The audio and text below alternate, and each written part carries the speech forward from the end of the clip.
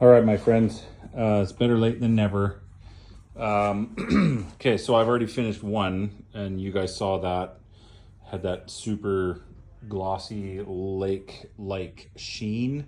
So we're gonna do the same here. So I don't need to bore anybody with the sanding, so just trust me when I say. Right now I've got this to, what do I got? No, this is 180. So it's, and typically this is where I would stop, at the 180. But we want to go for that kind of that polished look. So basically, without any extraordinary technique, I'm gonna go 180 now, then 240, then I have a 320. If I don't show you, you won't believe me. Okay, then we got 320. There's nothing fancy, it's just basic. It's like Sia's cheap sandpaper. And then from there, we hit it with 500. And then it's from here, after this point is when a little more technique comes into it. So I'll get this back, I'll get this up to 500, and then I'll make another video. So I also forgot to mention, this is the magic maker, really, the Rotax one. This is the 150, but you can use whatever. The other thing is, which I've actually found makes quite a big difference in the finish, is this is the hard pad. Like the hardest one they make. If you use the soft pad, once you get over 800 grit, your finish will look like shit. I don't know why, but it just does. Well, actually I do know why. It's just because this part of the wood right here is harder than this part of the wood. So if you have a soft pad, this is gonna dish out just a hair lower than this. So when you look at it on an angle, you'll see discrepancies in your wood. So use hard as you can. That's another big secret there. More or less, this is all blown out now, but I just want to highlight, let me just see if I can focus on it here, how you can still see the white sawdust like trapped in there. You got to get that out too, because if you don't, once you get that polish on there, you'll see that. So sometimes, like right now, if I try and blow this, it doesn't really come out. But a little microfiber wipe in there, and it'll come out. And then you can blow it. So you have to do that. That's also important. Okay, so I've just finished hitting it with 500, and you'll see here's the next step. So from here we're gonna go to 800 grit, but it's really important that you get all this blown out of here. Okay, so I'm gonna blow this out. Just take note what that looks like now versus in 2 seconds when I blow it out. So this is already looking really good. This is at 500. So now you can look down there and you can see like the Zamboni marks all through here and here. So this is what happens now when you get up here and you want to polish.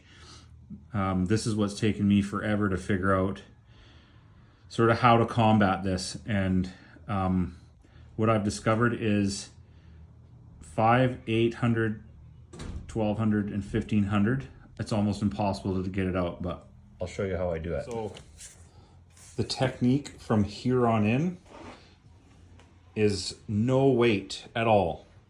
Just go over top like you're brushing it with a feather, but with, you know, like with even lift a little bit of the weight off of the tool itself, and you're just hitting just the top of this. And I'll show you what happens to the sheen when you go from 500 to 800 on that technique. Okay. This is 800. You can already tell. And the Zamboni marks, you might not be able to see them here, but they're still sort of there, but the sheen has really started to come out. So I'm going to take this to 1500 now. So I'm actually going to do 1200 and then 1500.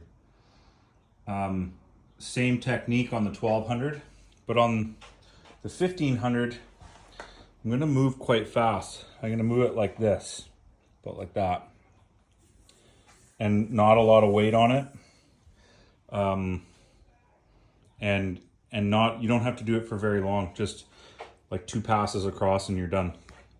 So we'll get to that and I'll show you that technique if I can find my monopod. Okay, so part of the little trick here is normally I would switch to the gray, which is the super squishy pad. But this is covered in Odie's because this is a 4000 grit. I don't remember the name of this pad, but it's Festool 4000 grit. And I'll actually use this to apply the Odie's, but we'll get to that after. But I am going to switch to the medium. So it's the green. This is the one that comes with it because I want it to be just a little bit softer for the final pass. And this is what will get rid of all those track marks or Zamboni marks, and it just looks like glass. I'll do this in real time for a little bit here, just so you get an idea of the speed. And again, my concern is keeping this flat, so not having too much pressure either way, like any of these ways.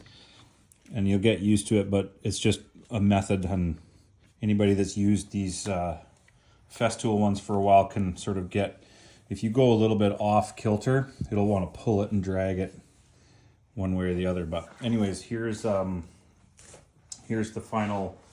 This is the 1500, and I'll show you the speed in which I sort of travel with this.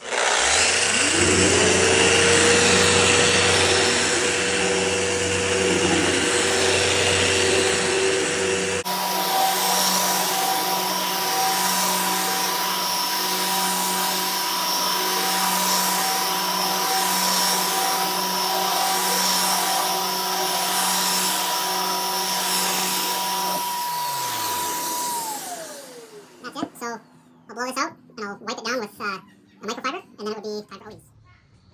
So that's it, 1500. Those final passes that you're not putting a lot of weight down and you're moving quickly, that's what eliminates all those kind of, I call them Zamboni marks, but like this is just I don't know, it's as nice as the best spray finish you've ever seen, but we haven't even put a finish on this thing yet. So pretty sweet, I would say. Good angle, that reflection on there. This is where you would see any track marks or sanding marks in it, but it's just flat and shiny, and it's really, really nice. But again, you get up, you get right to it, and there's no, like it still feels like wood. You don't get that plasticky look like those high gloss polyurethanes. Yeah, there you go.